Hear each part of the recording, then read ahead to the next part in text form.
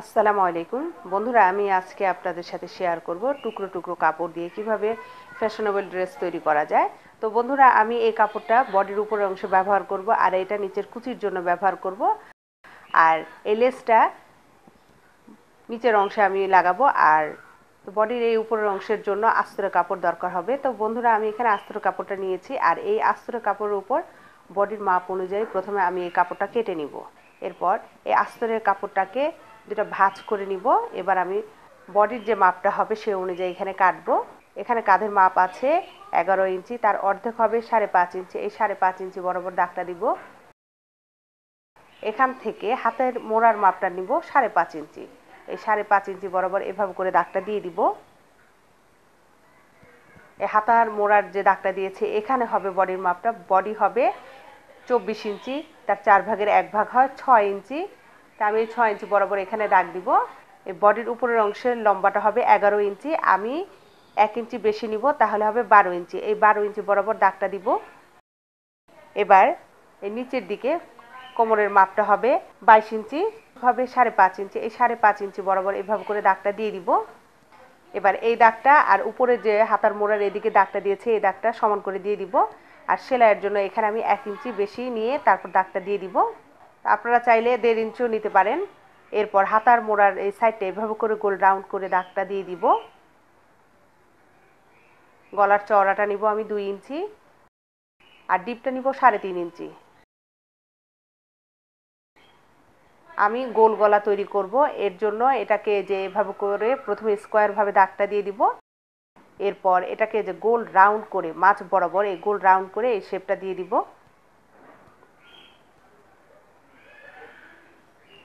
এই কাঁধের দিকে 1/2 ইঞ্চি পরিমাপ এই যে এভাবে করে দাগ দিয়ে দিব। আর নিচের দিকে 1/2 ইঞ্চি পরিমাপ উপরের দিকে উঠিয়ে তারপরে এই দাগটা দিয়ে দিব। তো বন্ধুরা, আমি যে এই যে সাইডে কোমরের দিকে যে এইভাবে করে 1/2 ইঞ্চি পরিমাপ উপরের দিকে উঠালাম, এই কারণে উঠালাম, এই পাশটা যদি উপরের দিকে না উঠান, আপনি যদি কুচিটা বসান তাহলে কিন্তু এই কুচিটা নিচের দিকে ঝুলে থাকবে। আর এখানে যদি 1/2 ইঞ্চি অথবা 1 ইঞ্চি পরিমাপ এভাবে করে রাউন্ড করে দাগ দিয়ে উঠিয়ে দেন, তাহলে কিন্তু এটা উপরের যে কুচিটা থাকবে সেটা সমান লেভেলে থাকবে। তো তার জন্য আমি এভাবে করে এখানে 1/2 ইঞ্চি পরিমাপ উঠিয়ে তারপরে দাগ দিয়ে নিয়েছি।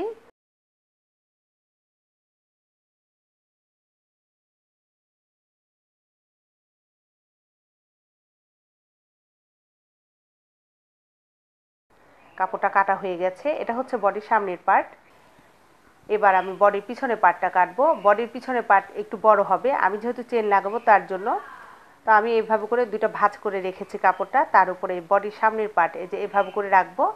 আর পিছনের গলাটা আমি ছোট তৈরি করব। পিছনের গলাটা ডিপটা নিব 2 ইঞ্চি, আর চওড়াটা যা আছে সেভাবেই রাখবো। এবার বডির সামনের পার্ট যেভাবে আছে সেই অনুযায়ী আমি এই পিছনের পার্টটা কেটে নিব।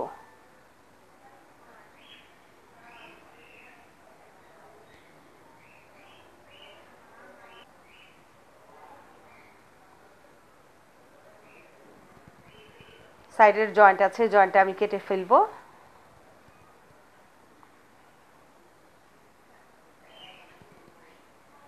পিছনের পার্টে যে বেশি কাপড়টা নিয়েছি এটাকে যেভাবে করে ভাঁজ করে একটা কোনা কেটে নিব, তাহলে আমি যখন চেনটা লাগাবো চেন লাগাতে সুবিধা হবে। এর জন্য বন্ধুরা, আপনারা যদি আস্তরের কাপড় দিয়ে জামা তৈরি করতে চান তাহলে প্রথমেই আস্তরের কাপড়টা কেটে নেবেন। তারপর এই মাপ অনুযায়ী বডির যে কাপড়টা থাকবে, মানে মূল কাপড়টা থাকবে, সেই কাপড়টার উপর বসিয়ে নেবেন, তাহলে আপনার কাজটা করতে সুবিধা হবে। এবার আমি বডির সামনের পার্টের হাতার তালপাট কাটবো। তো বন্ধুরা, হাতার তালপাট না কাটলে কিন্তু ভালো হবে না, আপনাকে তালপাটটা অবশ্যই কাটতে হবে। আর এই তালপাট কাটলে আপনার জামার যে সৌন্দর্য এবং পরা দোনোটাই আরামদায়ক হবে। আর আপনি যদি তালপাটটা না কাটেন তাহলে কিন্তু সামনের দিকের কাপড়টা এটা ভালো মতো থাকবে না। এবার আমি এই আস্তরের কাপড়টা বডির এই কাপড়ের উপর প্রথমে বসিয়ে নিব। তো বন্ধুরা, আমি বডির কাপড়ের উপর আস্তরের কাপড়টা বসিয়ে নিয়েছি। সামনের পাট এবং পিছনের পাট দোনোটাই বসিয়ে নিয়েছি। এবার আমি আস্তরের কাপড়ের যে মাপটা আছে সেই অনুযায়ী বডির কাপড়টা কেটে নিব। বন্ধুরা, আমার এই ভিডিও থেকে যদি আপনাদের কোথাও বুঝতে সমস্যা হয় আমাকে কমেন্ট করে জানাবেন।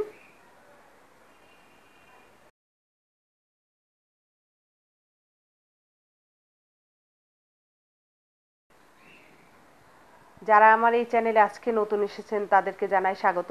তো বন্ধুরা প্লিজ আমার এই চ্যানেলটি অবশ্যই সাবস্ক্রাইব করে রাখবেন। আর আমার এই চ্যানেলে অনেক মানে প্রয়োজনীয় খুঁটিনাটি আপনার ভিডিও আছে, চাইলে আপনারা এখান থেকে দেখে নিতে পারেন। আশা করি আপনাদের উপকারে আসবে।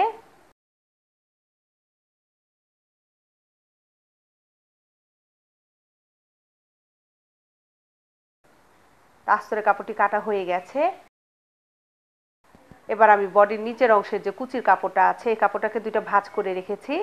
আর এই নিচের কুচির কাপড়টা আমার লম্বাটা লাগবে 21 ইঞ্চি, আমি 2 ইঞ্চি বেশি নিব, অর্থাৎ 23 ইঞ্চি বরাবর এভাবে করে দাগটা দিয়ে দিব।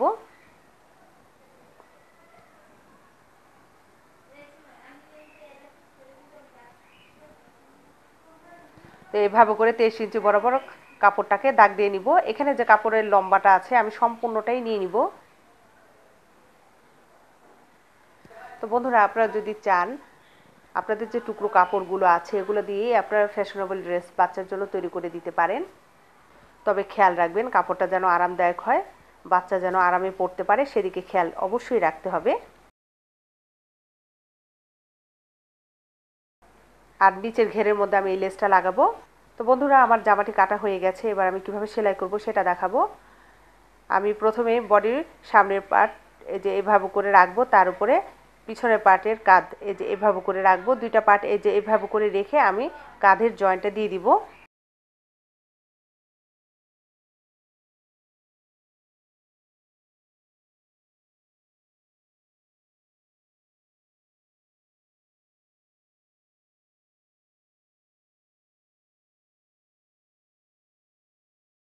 এবার হাতার বগলের সাইডে আমি পাইপিং ব্যবহার করব। আর এই পাইপিংটা তৈরি করার জন্য বডির নিচের যে কাপড়টা আছে এখান থেকে আমি কাপড় আড়া করে কেটে নিয়েছি।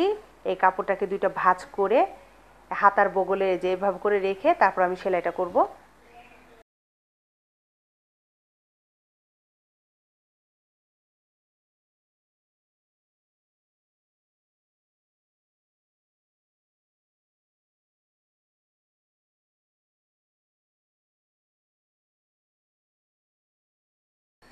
তো বন্ধুরা পাইপিংয়ের এই কাপড়টি আমার সেলাই করা হয়ে গেছে। এরপর যেখানে সেলাইটা করেছি তার সাইডে যে এভাবে করে কেচির মাথা দিয়ে কেটে দিতে হবে। তো বন্ধুরা আপনারা যদি এভাবে করে জামার মধ্যে হাতার পাইপিং লাগাতে চান অবশ্যই সেলাই করার পরে সাইডে যে এভাবে করে কেটে দিতে হবে, তা না হলে কিন্তু কাপড়টা কুঁচকে থাকবে। এরপর আরও একটা ভাঁজ দিয়ে যেন পাইপিংয়ের মতো করে কিছুটা অংশ বের হয়ে থাকে যে এভাবে করে রেখে তারপর আমি ভিতরের দিকে যে বডির যে কাপড়টা আছে এর উপর সেলাইটা করব।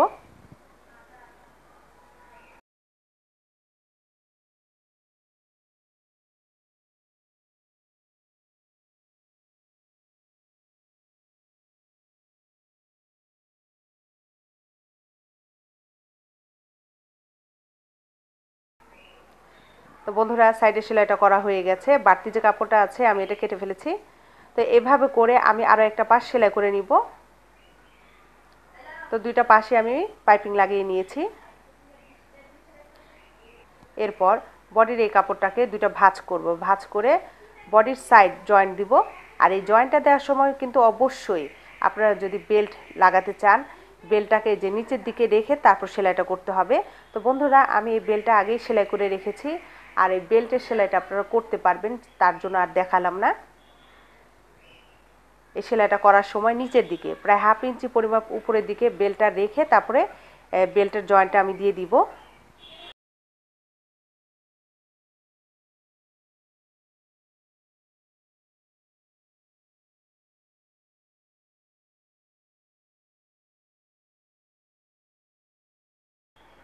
সেলাইটাকে ডাবল করে দিয়ে দিয়েছি।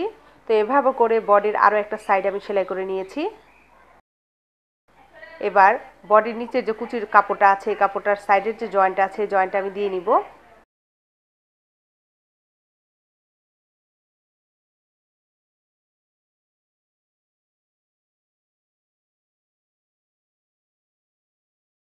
সাইডের জয়েন্টটা দেওয়া হয়ে গেছে। এবার এই কাপড়টাকে যে এভাবে করে 4 ভাঁজ করে নিব এবং মাছ বরাবর একটা কোণা কেটে নিব।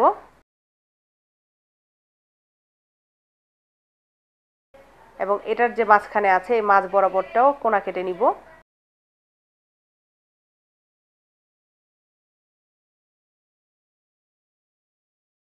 তা মাঝ বরাবর যে আমি কোনাটা কেটেছি এখানে আমি একটা টুকরা কাপড় এভাবে করে জয়েন দিয়ে নিব।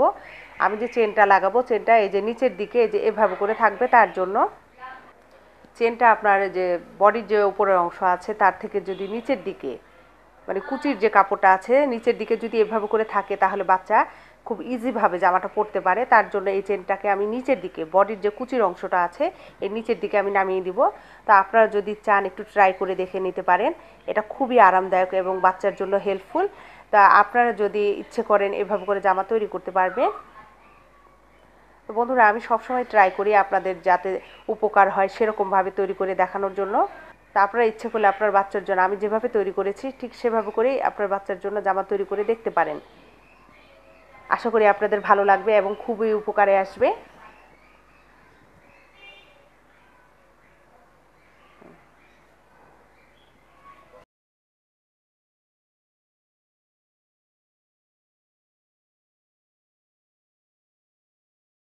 এবার বডির সাইডে যেখানে চেনটা লাগাবো তার জন্য যে বাড়তি কাপড়টা রেখেছি এই বাড়তি বরাবর আমি যেভাবে করে কোনা কেটে নিব এবং এই বাড়তি কাপড়টাকে বডির উল্টা পাশে যে ভাঁজ করে ভিতরের দিকে রাখবো এবং এর উপরে বডির নিচের যে কুচির কাপড়টা আছে তার উপর রেখে তারপর আমি কুচি দিয়ে নিচের যে অংশটা আছে সেটা সেলাই করে নিব।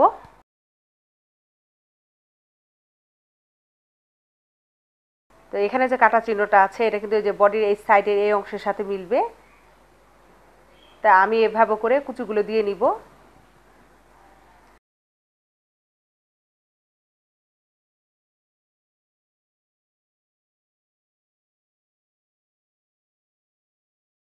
আর বডির সাইডের যে জয়েন্টটা আছে এই জয়েন্টের কাপড়টাকে কিন্তু এই যে এভাবে করে ভাঁজ করে তারপর সেলাইটা করতে হবে, তা না হলে কিন্তু কাপড় আপনার কুচকানো থাকবে। তা আমি এভাবে করে দিয়ে তারপরে এই কুচিগুলো দিয়ে দিব।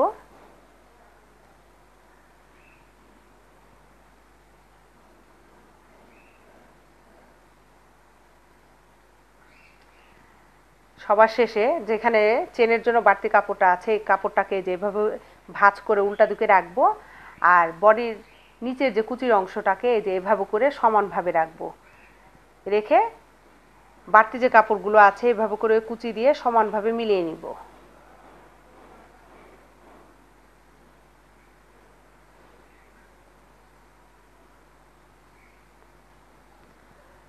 তো বন্ধুরা আমার এই নিচের অংশের কুচি লাগানো হয়ে গেছে আর এটাকে কিন্তু ডাবল করে সেলাই করতে হবে। এবার আমি চেনটা লাগাবো। এখানে চেনটা বড় আছে, চেনের মাপটা কিভাবে নিব সেটা আপনাদেরকে দেখিয়ে দিচ্ছি।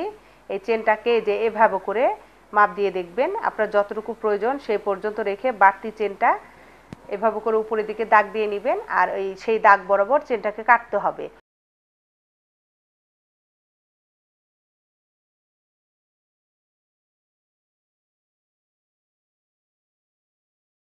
তো বন্ধুরা আমি এভাবে করে মাপ দিয়ে নিয়ে বাড়তি যে চেনটা আছে সেটা কেটে নিয়েছি। এবার এই চেনটাকে বডির নিচে যে এভাবে করে রেখে তারপরে সেলাই করে নিব।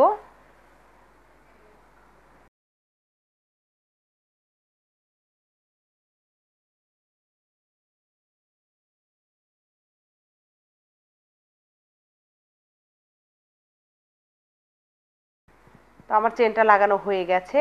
তো হাতার মোড়ার সাইড যেভাবে আমি সেলাই করেছি পাইপিংয়ের মতো করে সেম একই রকমভাবে আমি গলার সেলাইটা করব। তো বন্ধুরা আমার এই গলার সেলাইটি করা হয়ে গেছে, এই যে এরকম হবে। তো বন্ধুরা আমার জামাটি মোটামুটি প্রস্তুত। জাস্ট নিচের দিকে আমি এই যে লেসটা লাগাবো, তাহলে আমার এই জামাটা সম্পূর্ণভাবে কমপ্লিট হয়ে যাবে। আর এই লেসটা লাগানোর আগে এই নিচের যে বাড়তি কাপড়টা আছে প্রথমে আমি সেলাই করে নিব। এই যে এভাবে করে ভাঁজ করব, চিকন করে ভাঁজ করে তারপর আরও একটা ভাঁজ দিয়ে সেলাই করে নিব।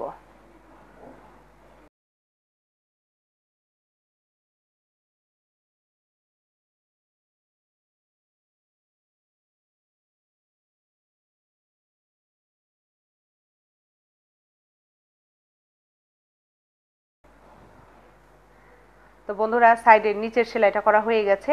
এবার আমি বডির সোজা পার্টের দিকে এই লেসটাকে যে এভাবে করে রাখবো, রেখে নিচের দিকে সেলাই করে নিব।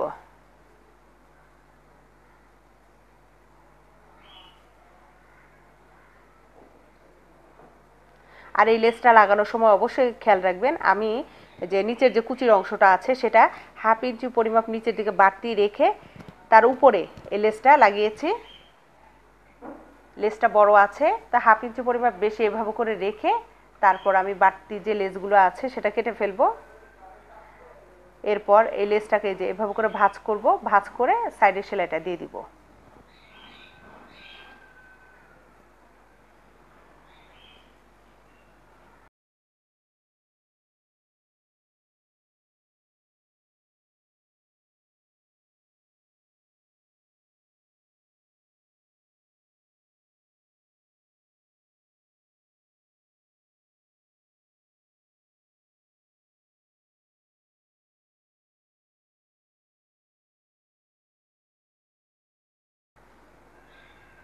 তো বন্ধুরা সাইডের সেলাইটা করা হয়ে গেছে। এবার আমি উপরের দিকে লেসের যে উপরের অংশটা আছে সেটা সেলাই করব।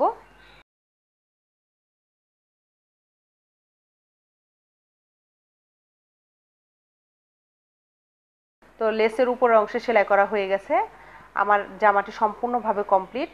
খুবই সুন্দর হয়েছে, আশা করছি আপনাদের ভালো লাগবে। আপনারা চাইলে আপনার বাচ্চার জন্য ঈদে এভাবে করে জামা তৈরি করে দিতে পারেন। তো বন্ধুরা, আমার এই ভিডিওটি যদি আপনাদের ভালো লাগে অবশ্যই লাইক, কমেন্ট এবং শেয়ার করতে ভুলবেন না। আর যারা আমার এই চ্যানেলটি এখনও সাবস্ক্রাইব করেননি প্লিজ সাবস্ক্রাইব করুন, এরপর পাশে থাকা বেল বাটনটি অন করুন। তো বন্ধুরা ভালো থাকবেন, আশা করছি আপনারা আমার পরবর্তী ভিডিওগুলো অবশ্যই দেখবেন। আল্লাহ হাফেজ।